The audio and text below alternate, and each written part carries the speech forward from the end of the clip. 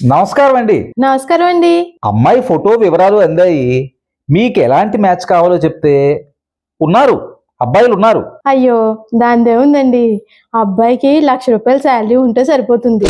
అమ్మా సొంత ఇల్లు ఉండాలండి, కానీ లోన్లు ఉండకూడదండి. అమ్మా కారు ఉండాలి, కనీసం 5 లక్షలు బ్యాంకు బ్యాలెన్స్ ఉండాలండి. అమ్మా అమ్మాయికి ఒక 3 లక్షలు FD చేయాలండి. అమ్మా ఎదురు కట్నమా అమ్మా? అయ్యో, అంత పెద్ద మాట ఎందుకండి? అమ్మాయికి సెక్యూరిటీ ఉండాలి కదా. అమ్మా అయ్యో నా మతిమండా, ఇంకొక చిన్న విషయం. అమ్మా ఏమిటమ్మా అది? పెళ్లికి ముందే ఇల్లు ఖాళీ చేయాలి, అమ్మాయి పేరు మీద రిజిస్టర్ చేయాలి.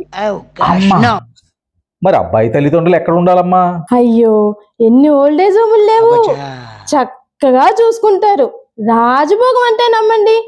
అవునవునమ్మా, సందుకో ఆశ్రమం. మరి ఒక చిన్న మాటమ్మా, అబ్బాయి అయినా ఇంట్లో ఉండొచ్చా అమ్మా? అయ్యో అదేం మాట, కొన్నాళ్ళు చూద్దాం. అమ్మా ఆ తర్వాత అమ్మా? అమ్మ కావాలి, నాన్న కావాలి అని డాన్స్ కడితే గృహింస కేసు పెట్టి 50 లక్షలు భరణం తీసుకుని ఇంట్లో నుంచి గెంటేద్దాం. మహా తెలివే. ఏదో అంటున్నారు. అమ్మమ్మ ఏం లేదమ్మా, మీలాంటి మహాతల్లులు ఉండబట్టే ఫ్యామిలీ కోర్టులన్నీ నిండుగా కలకల కలకల కలకల ఆడుతున్నాయమ్మా. ఏదో మీ అభిమానం కొద్దీ అంటున్నారు.